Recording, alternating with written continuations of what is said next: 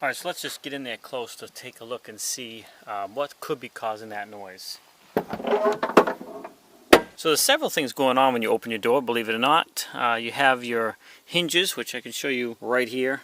This is your lower hinge, and there's two spots where there is some sort of contact, and then your upper hinge, which is right here. And again, there's two spots for contact as well there. And then, of course, you have the mechanism here that holds your door open at different positions, so it doesn't just fly closed on you when you're trying to climb in or things like that. And you can see that has a contact point here, and then it has a contact point here where it rolls over this, and that's where, and I'll show you, I'll just kind of see, and actually you can see right away that's where some of the noise is coming from. And then that just goes to each of the positions. And of course you have the spring back there that can also make some noise sometimes as well. Sometimes a little bit of noise is completely normal, but in this case and in many cases it's because something is worn out or not been lubricated. So I can see right away that this is in rough shape here. I do try to oil my hinges probably, I'd say once a year maybe. But as a vehicle gets older, this is going to get worse because it's just getting worn out. Now, as we look down at this hinge down here, there's also another thing you can see. This is the stop right there. So when the door opens all the way, that pin goes up against that and stops it from going any further, so it doesn't fly open. Sometimes this can get bent and it can rub on this plate, as well as up top here too, but that's not nearly as common. Right off the bat, as I open and close this door, you can see that the problem is really that thing that holds the door open in certain positions, basically the door positioning device, and it rolls on this roller here, which also has a shaft that goes through it. And you can see, if you look closely, it's off center. The shaft is right there.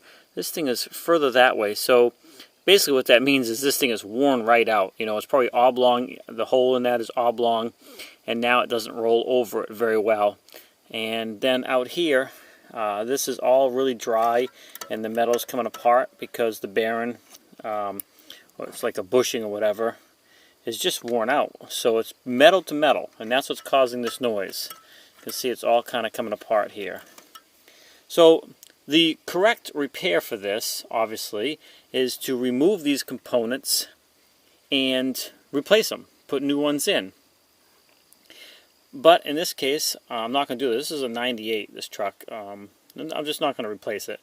It's just not worth it at this point. Maybe sometime I will.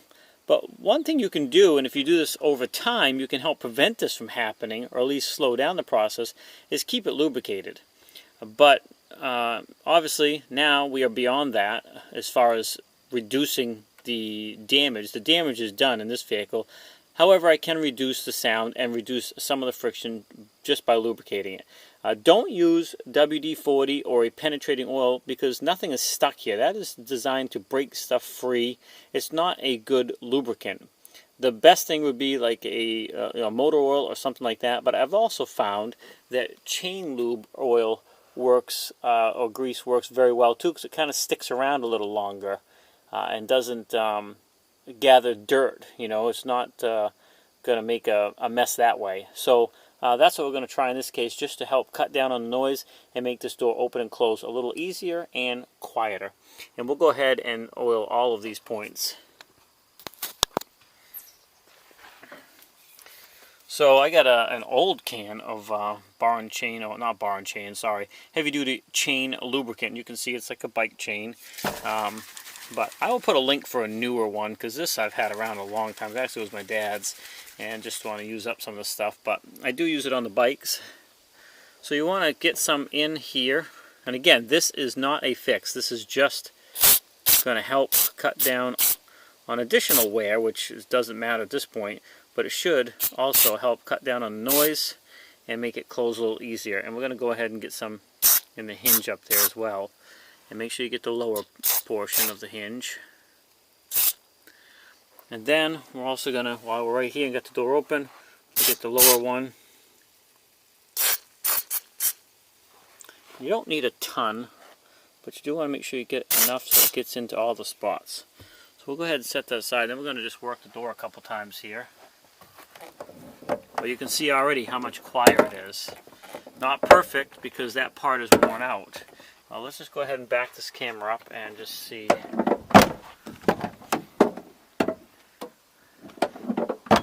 It definitely opens easier.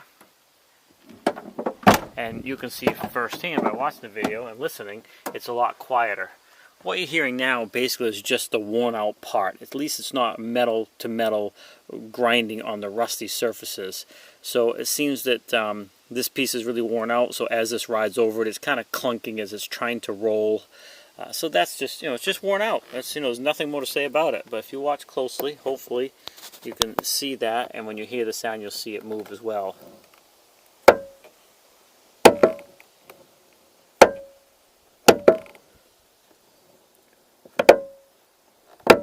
Trying to get the camera in there as close as I can without crushing my camera in the door. Now I'm on the other side of the truck here. I'm going to show you a perfect case of one that's pretty well completely worn out. You can see how far this cam slash bearing here is just, not really a bearing, it's just worn out. You can see how far off center it is. And even this here is worn out. You can see the wear spots.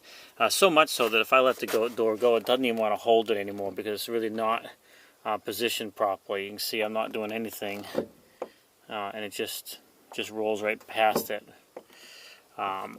Just worn out. Just getting a view from further back, I can slightly feel it roll over each of those spots, but it's so slight. I mean, these are pretty heavy doors, but if I pull it out here and just let go of it, I'm on a slight angle. It should stay here, but it's not even remotely staying.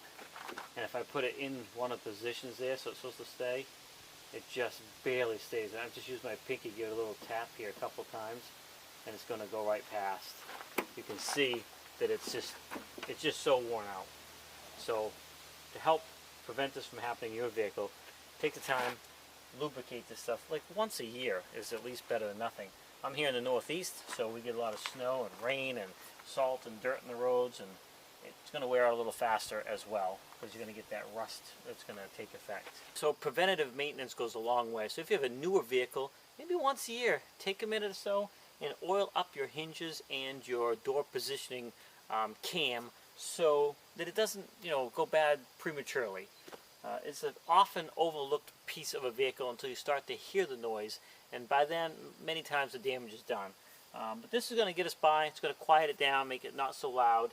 And maybe someday I'll replace it, but again, this is not a new vehicle. But if you have a new vehicle and you want to save it and make it last longer, take some time, lubricate up your parts, and that should help cut down on wear and tear.